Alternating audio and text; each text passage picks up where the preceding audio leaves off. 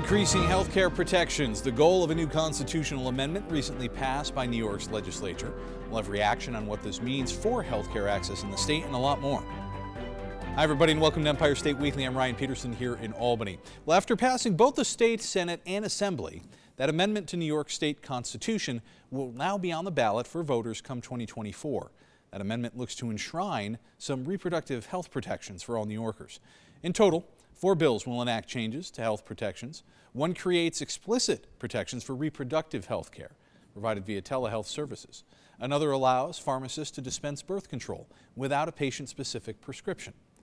2 other measures will expand funding for abortion providers and will require more transparency from hospitals on which services they offer. Lawmakers believe these measures will further support abortion access following the U.S. Supreme Court's decision to overturn Roe v. Wade. Every step that we take in a post-Roe world towards greater reproductive freedom and justice is monumental. There is no small deed when the stakes are this high. In the 1938 version of the Constitution, we said that people of different races and different religions were protected from discrimination. We didn't even think about women then, so there wasn't women. It wasn't gender identity, it wasn't LGBTQ, it wasn't even people of different ethnic and country origins. So people think, well, if you are Latino, you are protected in our Constitution. Not really clear you are, because it's not a race, it's a language group. My bill creates explicit protections for reproductive health care provided via telehealth and telehealth services by New York physicians and providers. And in doing so, it protects New York doctors who provide this care to patients living in other states, including those living in states with hostile abortion laws. Joining us now to discuss more on the Equal Rights Amendment to the New York State Constitution is Erica Smitka, the Deputy Director for the League of Women Voters here in New York State. Erica, thanks for coming in. Thanks for having me, Ryan. So let's talk about this. This is kind of a big deal, and I think, you know, it certainly got its attention in the press, but I think it deserves more attention.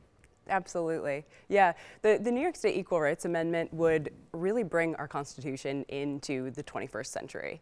Currently, our Constitution only protects for race and religion, but the Equal Rights Amendment would expand the classes that are included so that national origin, ethnicity, disability, age, and sex, which also includes gender, gender identity, reproductive health care, and it would also enshrine access to abortion and access to reproductive health care in our Constitution. Which is what kind of spurred this in the first place, right? After the U.S. Supreme Court's decision to not federally guarantee abortions anymore. Yes, yeah, this amendment has kind of been, you know, kicking around for the past few years, but really hasn't gotten a ton of traction. But it really is the more recent Supreme Court decision. And it's hard to believe that it's taken, now the New York State Constitution, if my math is 1938, yep, when it first came into existence, so well over 80 years.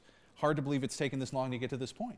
Yeah, it really is shocking. And, you know, the League of Women Voters has been fighting for equality and equity for over 100 years, and it's shocking that we're still fighting to see equality, and equality now for all New Yorkers, and to ensure that no one can be discriminated against. And even at the federal level, Equal Rights Amendment is sitting there, but still, to this day, hasn't been ratified at the federal level. Is that correct? Right, that is correct, yeah. And we are seeing more and more traction on these state-level equal rights amendments. We actually saw a few passed in our last election season with a lot of pretty overwhelming support. So it's passed twice now. Yes. It's had the past 2 sessions before, so now fall of 2024? Yes. Correct, is when it will be before voters? Yep, yeah, equality will truly be on the ballot, and New Yorkers will have the opportunity to vote on this measure. And we just see, you know, more voters turn out to the polls in a presidential election year, so we're really encouraging voters, obviously, to get out and vote, as we always do, but to really let their voice be heard on this amendment, and to ensure that no matter what you look like or who you love, you're protected against discrimination in our Constitution. And one of the big things that a lot of people have been talking about is reproductive rights and what it does for women's health. Yes. And what are some of those things specifically that it kind of lays out? Yeah. So the Equal Rights Amendment is interesting in that it really codifies that right and that access to reproductive care and abortion in our Constitution, which isn't to say that those rights don't already exist in New York State, right? We have the Reproductive Health Act passed in 2019, which ensures that any individual has access to an abortion for up to 24 weeks or longer. But what this would do is it would ensure that, if anyone is, it would really kind of give the legal standing and support to ensure that discrimination couldn't happen really on any level for people who are ultimately just trying to seek basic medical care. And for a lot of people that stand in opposition to this, I've seen people say it's written too broadly, it's too vague, and they're concerned. A lot of people, again, that term late term abortion has come up in opposition to this. And I'd again just point them back to the Reproductive Health Act, right? That we already have this right in New York State. This is just one more measure to confirm that right stays as a right for all New Yorkers. And we truly see it as an equality amendment, and equality really isn't debatable. If we see one class protected in the Constitution, we should see every single New Yorker protected against discrimination there. Should it pass with voters and it officially goes into the state's constitution, the amendment, it gets ratified, what then for people who maybe live out of New York State that come here to seek that sort of health care? Are they protected under that as well? Yes, so we actually already allow individuals from other states to come in and access health care, and so it would continue to confirm that and affirm health care for individuals coming from out of states. What do you have to say for anybody out there that isn't aware? And again, to just stress how important this is and how important it is once it is on the ballot to get out to the polls and express your views. Yeah, it really is crucial. And exactly as you've said, you're going to the polls to express your views and to let New York State legislators and leaders know that equality is something you care about. Discrimination is something that you don't want to see in New York State. We're in partnership with the New York Civil Liberties Union, and they've got a great website. You can log on NYCLU.org and take action, or you can hop on the League of Women Voters of New York State website and link into our Equal Rights campaign as well. But really, anything you can do to educate yourself on the amendment and to educate those around you on the amendment. Just start talking. What have you heard from people, from women and from men alike, as you've been out there and getting this, doing the outreach that I know you guys do on occasion? What have you heard from people out there on the street? Generally, New Yorkers are supportive of this amendment. There was some polling done last year that indicated that a large percentage, over 80% of New Yorkers, care about discrimination in New York and think that New York State leaders should be doing something more to address it. So, in general, we're hearing kind of overwhelming support, but it doesn't mean that that this is kind of an easy win. We still need people to get to the polls. We still need people to get out there and to Which is the case all the time, no matter what it is. Yes. Get out and vote, right? Yes, absolutely. we say it all the time. So get rid of that apathy. Erica, thank you so much for coming in. I appreciate it. Erica Smitka, Deputy Director of the League of Women Voters here in New York. Nice to see you. Thanks for having me, Ron. All right, a new report from the state shows that opioid-related overdoses have increased. When we come back, we'll hear from a state official on the latest response to help people struggling with addiction. And remember, as always, if you've got a comment, story, idea, please let us know. You can email Empire State Weekly at Gmail or find us on Twitter.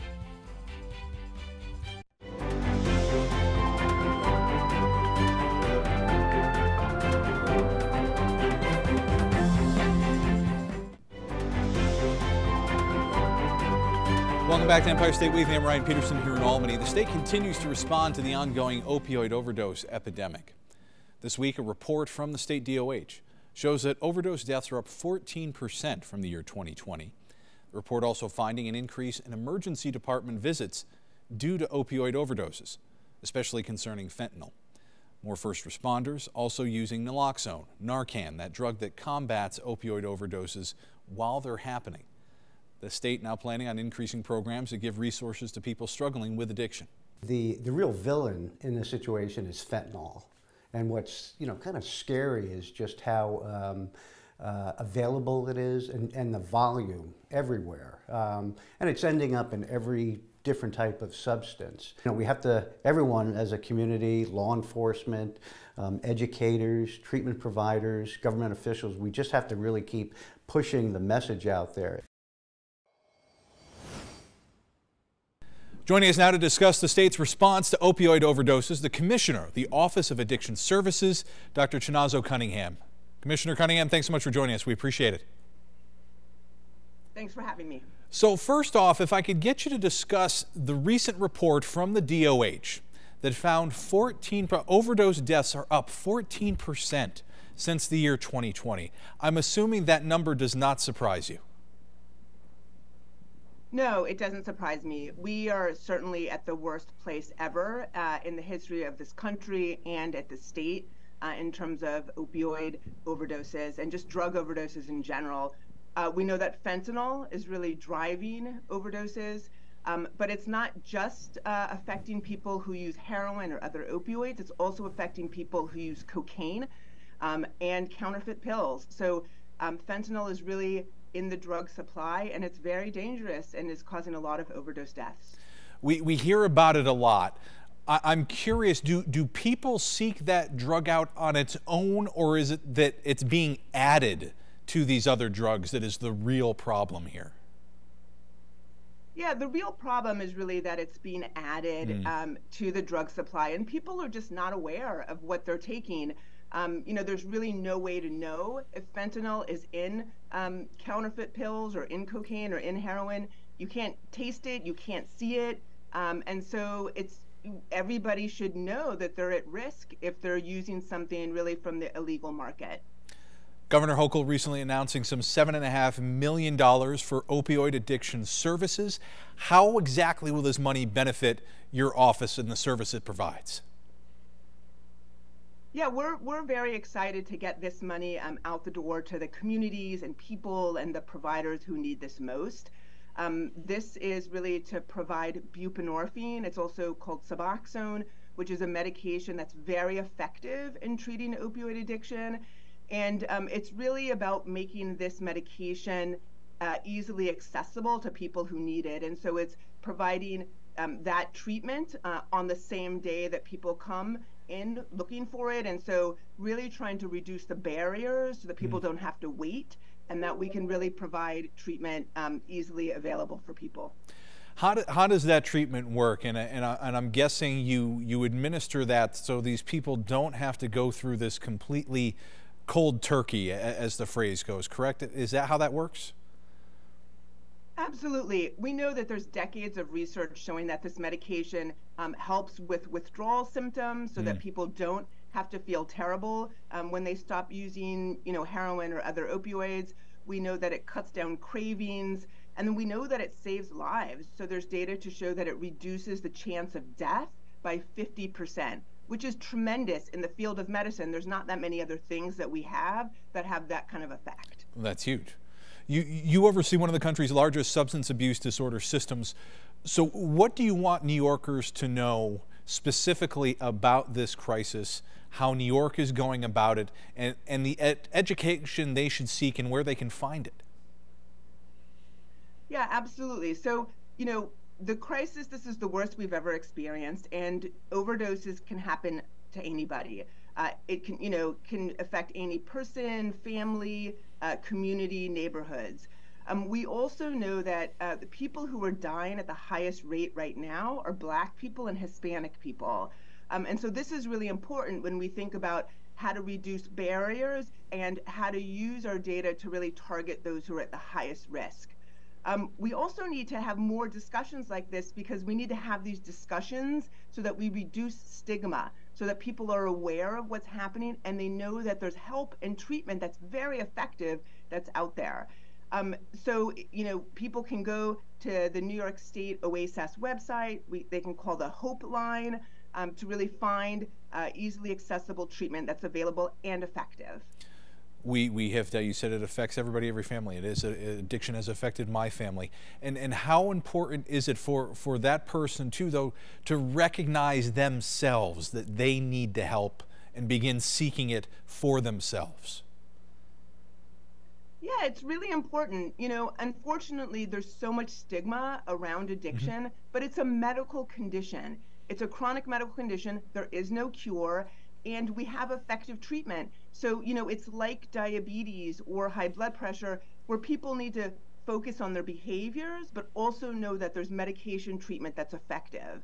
And so it's really important that we, look at this as a medical condition, as a public health condition. It's not about somebody being weak or strong or morally, unfit. It's a medical condition. There is treatment that's available, and it's life-saving. I want to talk about naloxone for a second, better known as Narcan. We constantly see that municipalities around the state are making kits of them available for people. They're offering the training so people know how to use it correctly. Is that something you think should become more common, much like AEDs have, and people just learning basic CPR? Absolutely.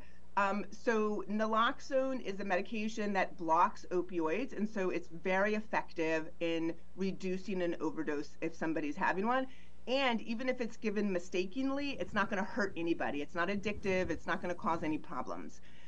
So there's really no harm and only benefit. And so it should be everywhere. It should be in schools. It should be in airplanes. It should be in subway stations, everywhere.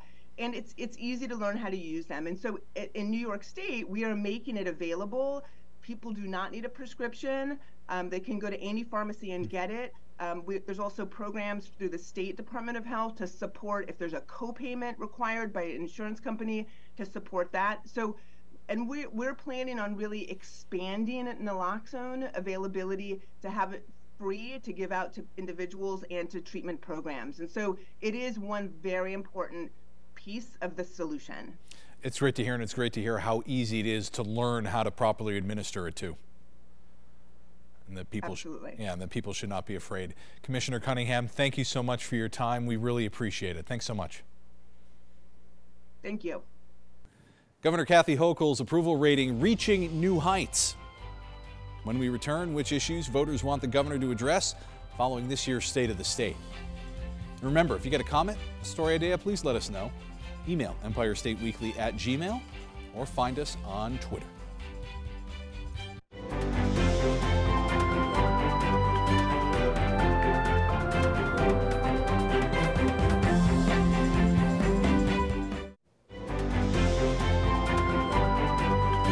Welcome back to Empire State Weekly. I'm Ryan Peterson here in Albany.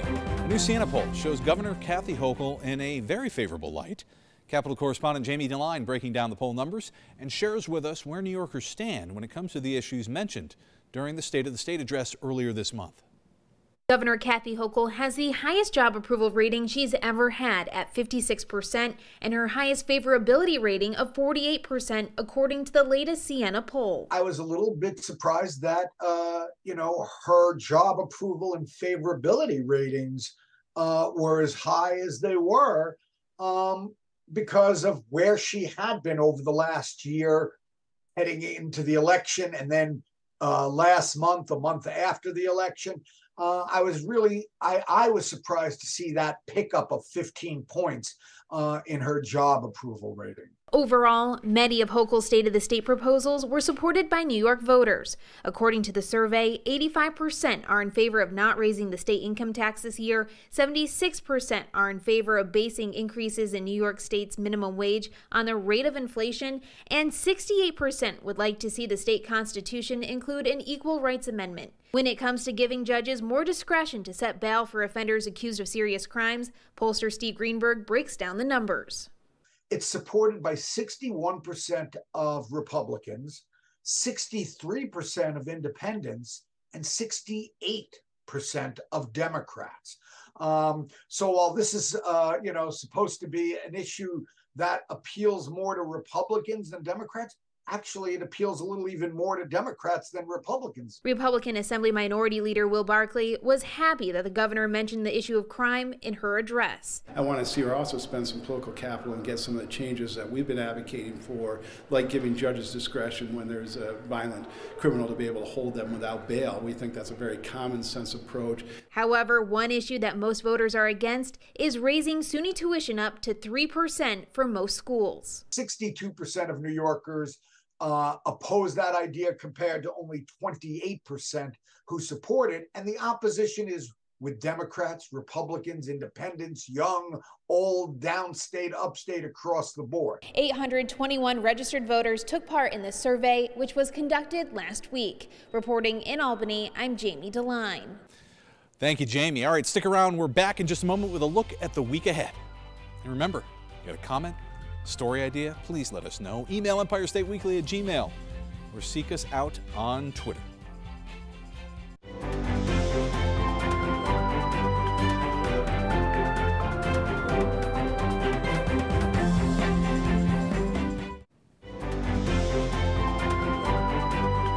All right, and finally from us here on Empire State Weekly, Governor Hochul has now set a date for when she plans to unveil her fiscal budget for 2024. Governor will present the executive budget to the state in the Red Room at the Capitol on Wednesday, February 1st. Next week, we'll bring you analysis on that budget presentation and the impacts it will have on education here in the Empire State. Now, from all of us here at Empire State Weekly, I'm Ryan Peterson in Albany. See you right back here next week. Don't forget, you can watch Empire State Weekly all over the state of New York. Here is our full schedule of where you can see us on 10 television stations across New York.